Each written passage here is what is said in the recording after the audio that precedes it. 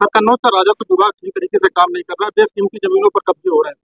ये आपका संसदीय क्षेत्र अगर भारतीय जनता पार्टी रही, मुझे सूची दे दो, सबकी जांच करा के रजिस्ट्री कैंसिल करो। सर, एक कौशल पांडे जो बराबर अवैध जमीनों पर कब्जा मैं कर आपसे कह रहा हूँ, जब कभी भी समाजवादी सरकार बनेगी, जो लोग भारतीय जनता पार्टी के भूमाफिया बन गए उनकी जांच कर करके, और मैं आपसे भी कहूंगा कि चुपचाप सहयोग कर दो हमारी सूची को। तस्वीरें देखते हैं, वीडियो देखते हैं, और जो आजकल जानकारी वहां से मिल रही है, जो आ रहे हैं श्रद्धालु लोग, तो बड़े पैमाने पे व्यवस्थाएं खराब हैं। दुख इस बात का है कि मुख्यमंत्री जी ने ये कहा कि हम 100 करोड़ लोगों का इंतजाम कर रहे हैं, लेकिन कुछ ही करोड़ पहुंचे हैं लोग, सब व्यवस्था खराब हो गई, भगदड़ मची, लोगों की जान गई। किसकी जान गई अभी तक सूची नहीं आई, कितनों की जान गई ये सूची नहीं आई। खोया पाया केंद्र में लोग भटके, उसके बाद थानों में गए, थानों से वापस भेज दिया गया, कहा गया कि जाइए जहाँ से आप चले हैं, जहाँ के रहने वाले हैं, वहां जाकर के FIR दर्ज कराइए।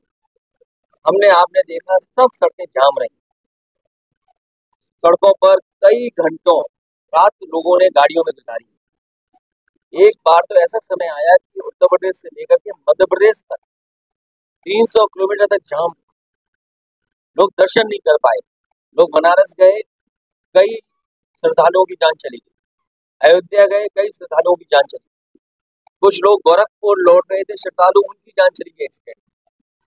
आए दिन हम खबरें सुन रहे हैं कि श्रद्धालु जाते समय उनकी गाड़ी एक्सीडेंट हुई है, आते समय एक्सीडेंट हुई है, उनकी जान गई है। कोई सरकार मदद करने के लिए तैयार नहीं। इसलिए हमारी मांग है, एक तो कुंभ के स्नान का समय बढ़ाया जाए, और ये धरती तो वो है, हमें आपको गर्व होना चाहिए इससे। सम्राट हर्षवर्धन ने ये कार्यक्रम शुरू किया था, सम्राट हर्षवर्धन ने ही कुंभ का मेला लगाना शुरू किया था, जो इतिहास डॉक्यूमेंटेड कहता है। वैसे तो ये पौराणिक है, बहुत सदियों से होता है, हमें आपको नहीं पता है कब से होता आया है, लेकिन जो डॉक्यूमेंटेड हिस्ट्री है उसमें ये कहा जाता है कि सम्राट हर्षवर्धन ने इस तरह का आयोजन, कुंभ का आयोजन शुरू किया था। जब सम्राट वहां जाते थे तो सभी धर्मों के लोग वहां बैठते थे, वहां 75 दिन रहते थे, और साथ ही साथ दान किया जाता था, स्नान के साथ दान। और जब वापस लौटते थे तो सुनने में यह आया है कि सम्राट हर्षवर्धन अपने हीरे जवाहरात की सब वहां दान कराते थे, और साधारण वस्त्र पहन करके कन्नौज लौटते थे।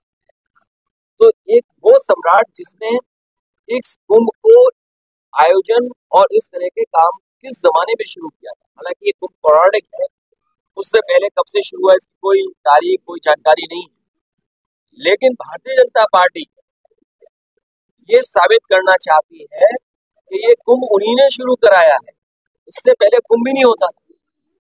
कुंभ का नाम महाकुंभ कर देना, महा आयोजन के लिए 10,000 करोड़ से ज्यादा पैसा खर्च करना, और डबल इंजन की सरकार, सबको निमंत्रण देना। कुंभ की परंपरा ये कभी नहीं है कि निमंत्रण दिया जाए, लेकिन ये निमंत्रण देते हैं। आपने जब बुलाया है लोगों को तो आपने इंतजाम करना चाहिए था। ये गलती सरकार की है, और सरकार की नाकामी है। सरकार अपनी नाकामी छिपा रही है, इसीलिए विपक्ष पे आरोप लगा रही है। हम लोग सकारात्मक राजनीति कर रहे हैं। हमारे प्रेस के लोग अगर कोई खबर चलाते हैं, वो जानकारी सरकार को दे रहे हैं कि ये व्यवस्था आपको सुधारनी है और सुधारने की जरूरत। भगदड़ मच गई मान लीजिए दिल्ली में, क्या कहते थे हम, दुनिया में 5वीं अर्थव्यवस्था है, दुनिया में हम विश्व गुरु बनने जा रहे हैं, हमारी $1 ट्रिलियन इकोनॉमी बन जाएगी। इतनी बड़ी इकोनॉमी बनाने वाले लोग हमारे गरीबों को लिए आने जाने से लेकर के स्नान, खाने पीने का इंतजाम नहीं कर पा रहे हैं।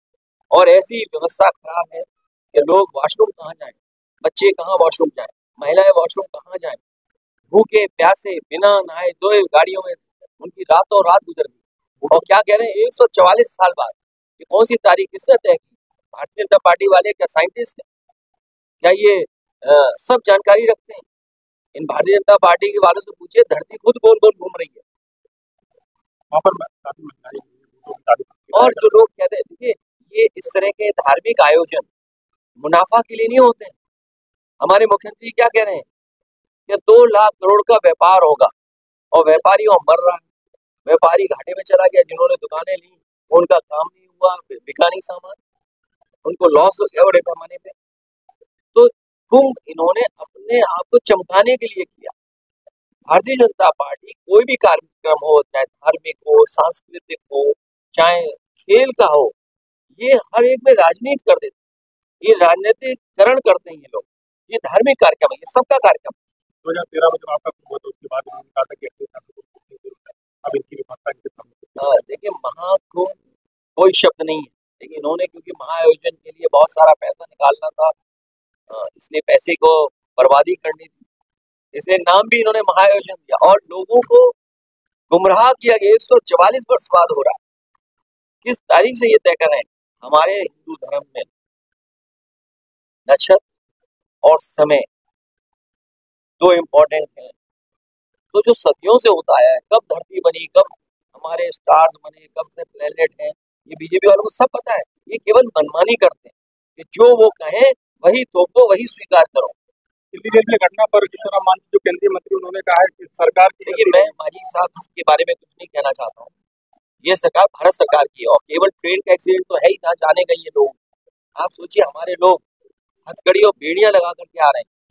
जिस समय प्रधानमंत्री जी लौटे हैं उसी समय में छपाया कि समाजवादी पार्टी के नेता, ये भाजपाइयों ने छापा पड़वाया है और भाजपा वाले ही भाजपा वालों को परेशान कर रहे हैं।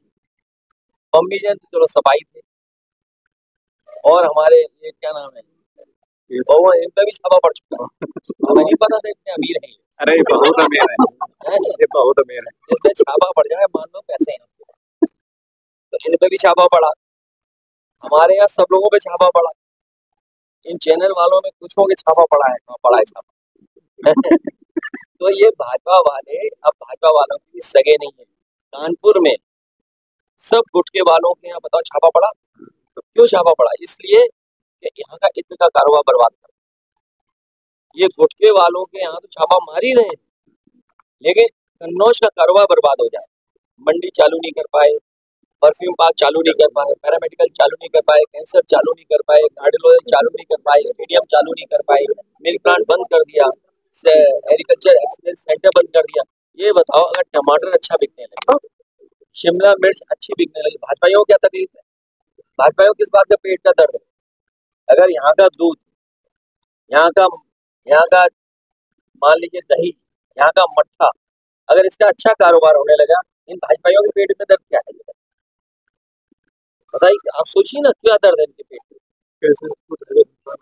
अभी कैंसर इंस्टीट्यूट नहीं, कभी भाजपाइयों को कैंसर हो जाएगा तो समाजवादियों का पड़ा हुआ कैंसर इंस्टीट्यूट में जाएंगे इलाज कराने। क्योंकि जो कैंसर इंस्टीट्यूट समाजवादियों ने बनाया, इन पे अपना नहीं मिला। जो इस प्रदेश के मुख्यमंत्री रहे, समाजवादियों के बने हुए कैंसर इंस्टीट्यूट पे नाम रख लिया अपना, और कोई दवाई गरीब की नहीं। आप बताइए, मेडिकल कॉलेज बनाया, हम कब जाएंगे इलाज कराने, या आप कब जाओगे? ये तो आम जनता के लिए था। इन भाजपाइयों ने आम जनता के अस्पतालों क्यों बर्बाद कर दिया? इसका क्या जवाब है? ये जवाब है इनके पास। इसलिए 27 की चिंता मत करो, जनता इनकी 420 चलने नहीं देगी। मैं जनता को धन्यवाद दूंगा। अभी जो लोकसभा चुनाव हमारे जिताया, ये बहुत तैयारी में थे 420 करने की, लेकिन 420 नहीं कर पाए। कहाँ कर पाए? इंडिया गठबंधन मजबूत होगा और हम लोग सब मिलकर मजबूत। ये इसलिए नहीं, इन्होंने बिजली नहीं बनाई। ये जनता अगर सुख हो जाए, नहीं ये सही कह रहा है ये कार्यकर्ता। देखिए आप पैसा लेकर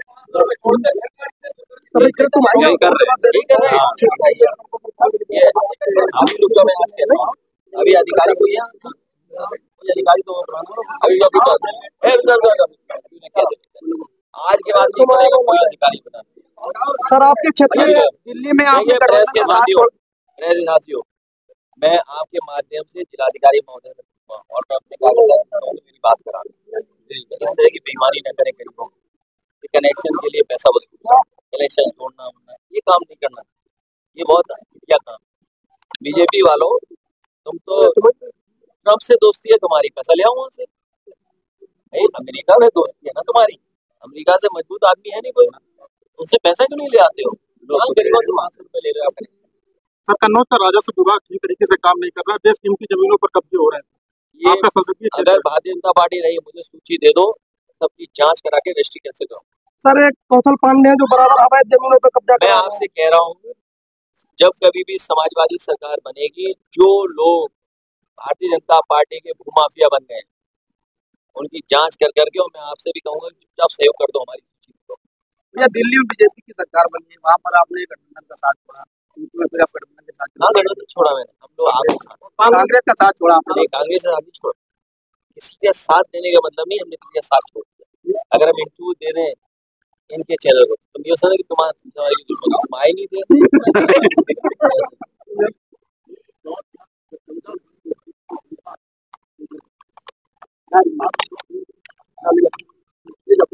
ये भाजपाइयों से ये इस तरह की मानसिकता क्यों हो रही है? और भाजपा ही बताए ना कि भाई तुम हिंदू पार्टी बनते हो, हिंदुओं को ही मरवा दिया, हिंदुओं की जान चली गई। अरे हाँ, इस बात शादी से एक बात और याद आ गई। जब हम यहाँ गए थे मंदिर में, हाँ, तो गंगा जल से मंदिर धोया। अब सोचो, हमने गंगा जल में ही डुबकी लगा दी, अब कैसे गंगा जल धोगे? इन भाजपाइयों से पूछो ना। ये भाजपा के लोगों ने, जब मैं मंदिर में गया और जब मंदिर से बाहर आया, तो उन्होंने गंगा जल से मंदिर धुलवाया। अब बताओ, हम तो गंगा जल में डुबकी मार के आ गए, अब गंगा जल किस जल से धुलवाओगे? नहीं, कन्नौज की जनता से हमारा मुझसे लगाव, मैं एक बात में समझ जाता हूँ, कन्नौज के किसान, कन्नौज के व्यापारी, कन्नौज की जनता का विकास से नाता हम लोग और मजबूत करेंगे। जब भी हमें मौका मिलेगा, समाजवादी पार्टी कन्नौज को ऊंचाइयों तक पहुंचाएगी। आज जो कुंभ हो रहा है, दुनिया देख रही जो कुंभ, ये सम्राट हर्षवर्धन की वजह से। मैं आज कह के जा रहा हूँ यहाँ पर कि सम्राट हर्षवर्धन की और उनके सम्मान में एक बहुत बढ़िया प्रतिमा यहाँ लगा करके और पार्क बना करके लोगों को हमेशा प्रेरणा देता रहे। अभी तो म्यूजियम बनाया है, लेकिन हमारा काम आपने देखा होगा, लोहिया पार्क बनाया हम लोग, ऋषिकेश पार्क बनाया।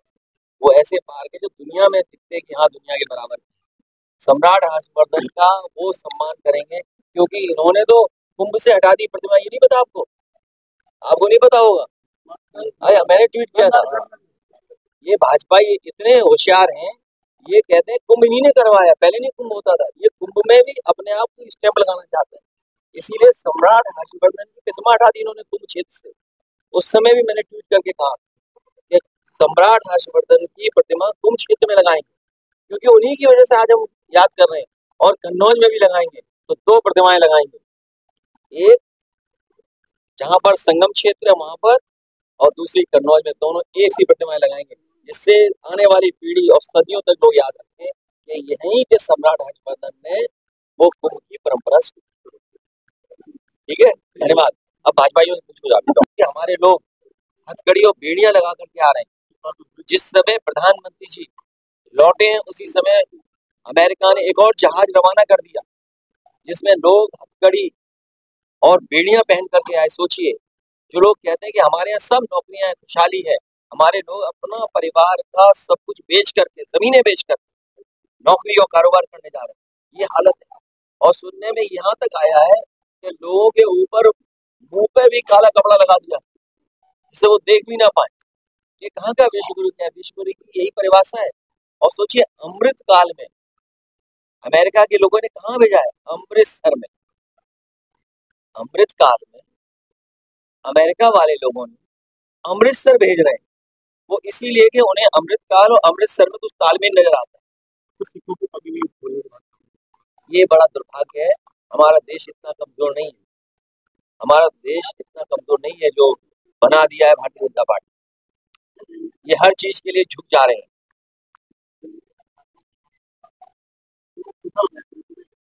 और यहाँ पर जो गिरा था, यहाँ भी फिसल गए थे क्या मजदूर?